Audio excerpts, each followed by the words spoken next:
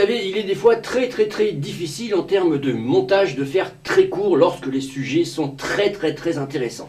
C'est pour ça que nous allons retrouver directement Philippe Montet sur la commune de Laroque. Je vous en dis pas plus, c'était son émission Le Super Héros, le regard de France Bleu, midi 13h. Voici le résumé en images.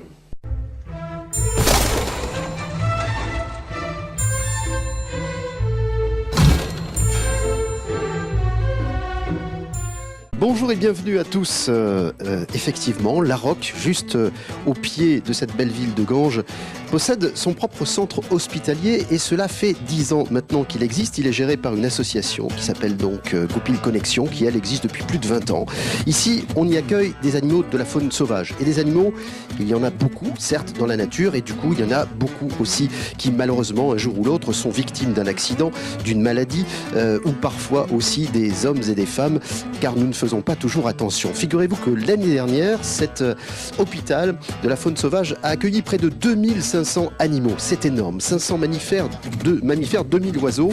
Certains d'entre eux sont ici à nos côtés. On vous les présentera, en tout cas on parlera d'eux tout à l'heure et des soins dont ils font l'objet. Comment est-ce qu'on rapatrie ces animaux? Comment est-ce qu'on découvre les problèmes dont ils sont affectés?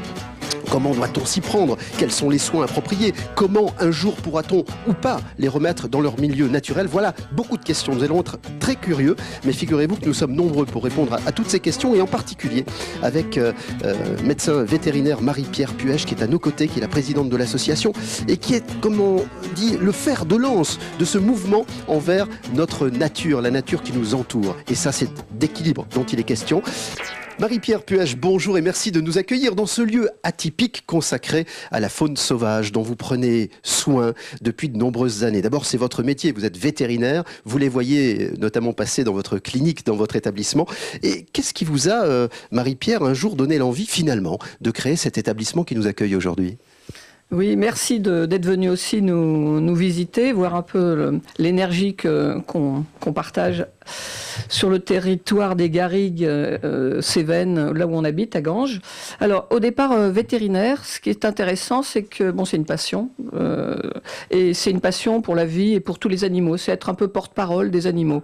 Alors, au départ, on est vétérinaire, je travaille encore en clientèle, et on soigne, on est là pour soigner, et au mieux, et avoir des animaux en bonne santé, que ce soit des animaux de ferme, ou des animaux, des chiens, des chats. Donc, c'est notre travail d'être un peu de trouver des solutions pour que les animaux soient pas malades. Après, ce qui est aussi important en vétérinaire, c'est que les hommes ne soient pas malades des animaux. On a longtemps eu beaucoup de ce qu'on appelle les zoonoses. Donc c'est notre travail d'être des porte-parole, on est un peu les savants entre l'animal qui ne parle pas et la société humaine qui a besoin d'animaux en bonne santé pour les vendre, pour les manger, pour les présenter, pour être beau, pour se balader, ou bien faire du cheval, monter à cheval. Et puis on a besoin d'animaux qui ne soient pas porteurs de maladies. Et ça a longtemps fait peur aux humains. Et moi, ce qui m'intéressait, c'est une fois qu'on s'attache à ça, y compris donc trouver que les animaux soient pas les boucs émissaires trop vite accusés, puis dans la mesure où ils n'ont pas de parole, il n'y a pas de porte-voix, il n'y a pas d'avocat, il n'y a pas de syndicat. Et ce qui m'intéressait, c'était être aux côtés de ces plus faibles pour dire, mais à des moments, l'homme est en train d'accuser, je ne sais pas, le noir et blanc, de je ne sais quelle maladie, le moustique tigre, de je ne sais quelle chose. Est-ce que c'est vraiment la bonne solution? Et donc, ça, c'est vraiment un travail. Et donc, c'est comme ça qu'on s'est approché de cette faune sauvage qui est souvent autour des humains, et pour qui on ne la voit pas, elle va être accusée, c'est à cause des bouquetins dans le bargique, on a de la brucellose, etc., etc. Et donc toute l'idée, c'était de la connaître mieux. Et donc pourquoi un hôpital faune sauvage? Eh ben, ça fait plus de 30 ans que je suis vétérinaire, donc là, auprès de ces animaux, on voyait bien qu'il y a une grande ignorance. Les hommes continuaient de taper sur l'animal ou sans comprendre, ou bien sans le savoir. Aujourd'hui, avec les villes qui vont vite, on a une destruction qui est terrifiante. Et les animaux ne parlant toujours pas à la radio, aujourd'hui vous n'allez pas les faire parler.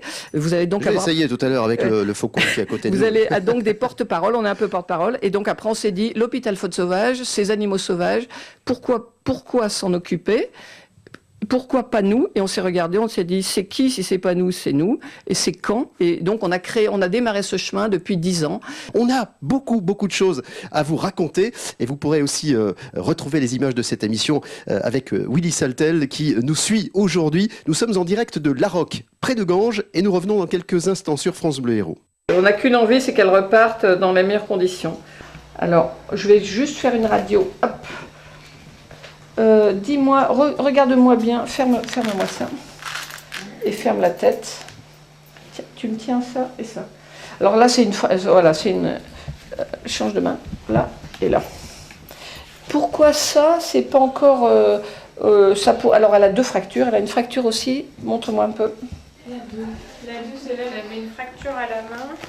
Voilà. Et une fracture à la patte. Nous avons encore beaucoup d'invités. Alors, Marie-Pierre, je vous demande quelques instants parce qu'on va revenir vers Christelle qui en était à nous expliquer une espèce de chemin de fer de toute l'action du moment où nous recevons donc l'animal ici et à partir du moment où on va commencer à le soigner. Ensuite, Christelle. Voilà, on a plusieurs objectifs. Donc, le premier, c'est l'autonomie au point de vue des médicaments pour ceux qui sont blessés.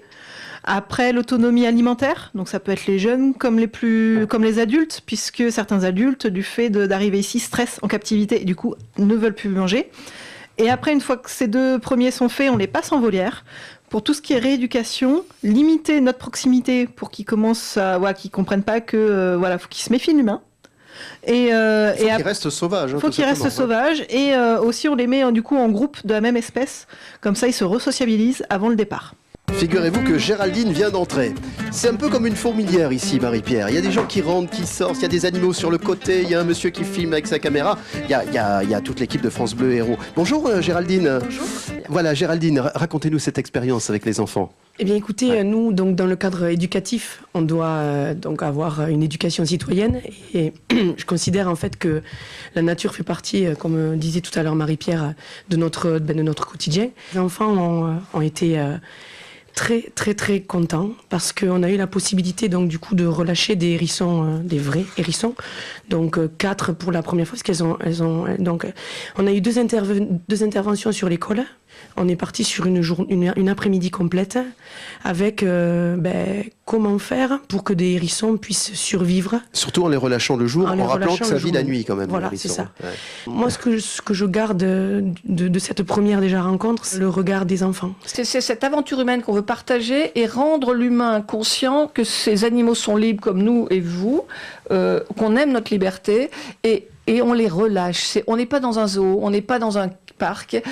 Donc il est arrivé le 6 janvier et je l'ai tenté de faire une chirurgie le 16 janvier, ça fait il y a 10 jours, ajouter le traitement des pox et il prend du poids, donc on le surveille, 262 et là il est pas mal. Hein, il se nourrit seul ou il faut le nourrir? Il ne se nourrit pas toujours tout seul. Il a 20 jours d'opération là. Non, si. Il a 10 jours. Il a été pas le 16. Donc là, le 16, pardon. Ouais. Et il avait une 7, plaie. Ouais, non. D'accord. Vous continuez tout pareil, les jeunes, c'est bon. Et comment vous voyez qu'il va bien? Enfin, vous dites c'est plutôt bien. Alors, je regarde juste son poids déjà. Ouais. Je voulais juste contrôler que rien ne bouge, parce que là, j'ai du matériel américain, là aussi. Et je vois que ça bouge pas. Donc ça, et il y avait en fait une plaie horrible, il y a de la pox. Hein. Et donc, j'essaie de voir OP Marie-Pierre le 16 janvier. Et il faut aussi des moyens en termes de médicaments, de radio, etc. Même si vous, Marie-Pierre, vous êtes vétérinaire et donc équipé d'un certain nombre de ces matériels. Mais il faut aussi de l'argent, il faut aussi développer des actions. C'est ce que vous faites au quotidien, Marie-Pierre? On a un budget, ce qu'on comptait sur cette année, c'était 55 000 € de budget, en sachant qu'on donne énormément. C'est-à-dire que si on comptait le temps de travail, moi vétérinaire, je suis pas, il n'y a que 2 salariés, et on a même une inquiétude sur 2 contrats aidés d'ailleurs, et une inquiétude qui va s'arrêter le 15 février. Donc on voit bien que c'est compliqué. Il faut savoir que les animaux arrivent, ils ne payent pas, et quand ils repartent, ils nous disent au revoir, que par leur beau coup d'ailes, et ils s'en vont. Et entre-temps, qui faire payer? Est-ce que c'est la société qui paye? Est-ce que c'est les dons? Donc on travaille un peu là-dessus. Il faut savoir que le budget, en comptant le bénévolat que je fais, que nous faisons tous à tous les niveaux, c'est au moins 3 fois, c'est au moins 150 000. Donc si tu veux, tu peux regarder l'oiseau, hein, regarde. Et après, moi, je vais mettre... Hop, je vais mettre l'oiseau sous couvert et je vais contrôler ce que je veux voir. C'est-à-dire, et là par contre, toi tu recules dans le couloir pour que tu ne prennes pas les rayons bêtement.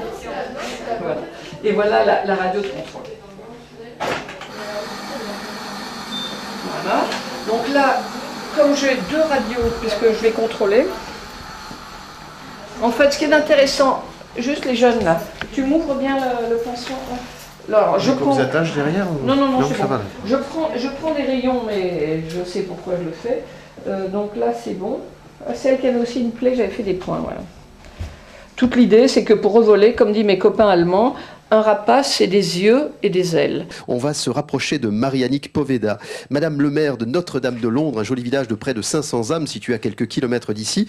Nous parlions donc avec Marie-Pierre de l'attachement que vous avez eu à vous rapprocher de cette association et de cet endroit. Racontez-nous l'expérience que vous avez eue avec Marie-Pierre et toute l'équipe. Oui, alors bonjour à tous et à toutes. Donc je me présente, donc je suis le maire de Notre-Dame de Londres et éleveur caprin. Et femme aussi d'agriculteur. Un jour, il nous est arrivé sur l'exploitation de perdre une chienne qui avait ingurgité du poison, la morora.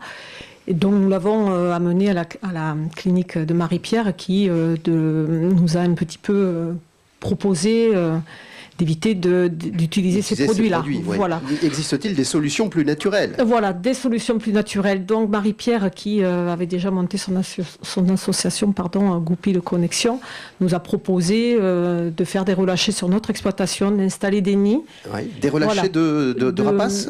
Oui, tout à fait. Qui eux vont manger les petites bêtes qui sont des nuisibles. Voilà, et ils trouvent tout à fait dans nos foins les rongeurs qui vont les nourrir. Voilà, évidemment. Tout à fait. Et donc, du coup, ça n'empoisonne plus personne, ni les animaux, ni les êtres humains, parce qu'il ne faut jamais oublier, ni les animaux de compagnie, comme votre chien, en l'occurrence, qui avait été blessé. C'est une belle expérience, ça. Et elle aussi, elle a une fracture. Elle a été plombée. Voilà. Celle-là, c'est une voiture, ça c'est un... Voilà. Et donc là, on a mis une broche. Et là, pareil, on va contrôler l'évolution. Et c'est là où notre jeune Joris Solène a dit... J'ai nourri une buse. Et une fois qu'elle a nourri une buse, elle est foutue. Elle a été charmée par la buse. Allez-y, racontez-nous cette expérience. Donc, ça fait plusieurs années qu'on travaille ensemble avec Marie-Pierre. Et cette année, effectivement, l'accent était sur les rapaces. On avait aussi déjà lâché fouines, genêtes, enfin des mammifères, d'autres mammifères. Et puis là, on a créé donc avec Goupil des nichoirs qui ont été installés chez les 2 éleveurs encore de moutons. Et donc le soir, voilà, on a introduit les chouettes. Et voilà, c'est le cas de le dire, c'était chouette. Et moi, je pourrais vous dire, par exemple, ce qui est important pour moi, c'est de vivre avec les animaux. Je pourrais vous dire, viens chez moi, j'habite chez une fouine. Une réparation osseuse, c'est entre 3 semaines et 1 mois, première chose. Elle, je lui ai mis des broches en plus ici. Vous voyez, donc il y avait une fracture de la main. Donc là, je vais contrôler ce qui se passe là. Donc j'ai mis des broches, avec des petites broches américaines et du plastique. Un système très intelligent, que je n'ai pas inventé, que j'ai simplement appris de mes copains américains. Et là, on voit qu'il y a aussi une fracture qui est déjà en réparation. Donc là, déjà, par exemple, cet oiseau-là, il va pouvoir revoler à droite parfaitement, tu vois. Et après, tout notre boulot, c'est dans quel paradis, lâche-le, enlève la tête. Dans quel paradis relâcher cette bête? Et donc, qu'est-ce qui t'intéresse, Solène, dans cette expérience? Alors, moi, je pense que c'est important de prendre soin de la vie qui se cache dans notre environnement. Donc, c'est magique de voir voler des oiseaux comme ça. Enfin, puis j'ai eu la chance de nourrir une buse. Ça m'a marqué. Ah oui, c'est marrant, ça. C'est ce qu'on appelle la contamination ambientale. On contamine et ça change l'humain. Voilà. Ben, enfin, je trouve que les humains, ils sont quand même égoïstes parce que c'est des êtres vivants, ils étaient là avant nous. Et voilà. C'est marrant ça. Merci Solène. Bon, je passe à côté du faucon Cresserelle qui est juste là. Je ne sais pas si vous allez l'entendre. Christelle va nous donner un petit coup de main. Elle m'a dit, Christelle, quand on passe devant, elle se met à parler au micro de France Bleu. Donc je fais attention. Voilà, vous l'entendez. Ouais, mangeur de souris et de rats, donc c'est intéressant. On les remet chez les agriculteurs. Philippe, on fait des relâchés agricoles. En fait, c'est intéressant. Voilà. Très important. Donc là, je coupe juste. Et dans 1 semaine, pile poil, donc dans 1 semaine, tu me laisses celle-là. Donc là déjà, on a la broche centrale, on a déjà désolidarisé ça va super bien. On la laisse en vadrouille, en liberté complète, avec tout en liberté. Elle pourrait même être en grande volière, elle. Je tends mon micro à Catherine, j'aimerais bien qu'on l'entende parce que Catherine, c'est votre compagnonne d'armes depuis longtemps. Catherine, vous êtes ici depuis combien de temps? Enfin, vous êtes active depuis combien de temps? Je crois que ça doit faire 21 ans, mes cheveux blancs en témoignent. C'est la mode aujourd'hui. C'est la mode, oui, mais je crois que j'ai commencé comme ça il y a très longtemps. Je suis ravie quand je peux m'occuper des mammifères, même si je sais m'occuper des oiseaux. C'est vrai que les bébés mammifères et les sortir d'affaires, c'est vraiment ce qui me passionne le plus, y compris la nuit. Donc là, je pense bien à tout le monde. Je vous demanderai, avant que nous nous quittions dans quelques instants, de nous dire comment on peut vous aider. À la fois sur le plan humain, sur le plan financier, matériel. Donc vous avez compris qu'on avait plein d'idées, plein de projets, plein d'animaux et plein de choses à faire. On est attendu dans beaucoup d'endroits. En fait, on manque de bras et on manque aussi de moyens, quoi, si on veut durer et ne pas s'épuiser. Alors, comment pouvez-vous nous joindre? Voilà, on a besoin concrètement aussi de dons, de legs, d'argent. De gens pour conduire les voitures. De taxiphones pour venir. Donnez-nous l'adresse. Alors, venez nous voir, par exemple, on sera à Salle Perlipopette au Domaine d'eau en mai, déjà. Montpellier, on fait aussi des activités pour les enfants. Et par contre, venez sur le site de l'association, donc c'est goupilconnexion.org. Vous avez aussi un site Facebook, une page Facebook. Et venez donc, oui, il y a un téléphone, 04 67 42 63 16. C'est vrai qu'on a besoin de monde pour que cette aventure puisse durer. Merci beaucoup de nous avoir reçus aujourd'hui. Il y a Catherine qui dit on a dû oublier quelque chose. Un contact mail, mais que vous trouverez sur le site internet. Oui, voilà, le site internet, c'est parfait. La conclusion de cette émission à la Rock dans quelques instants avec vous tous. Merci d'avoir suivi cette émission que vous pouvez retrouver sur le site francebleu.fr. Il est tout juste 13h.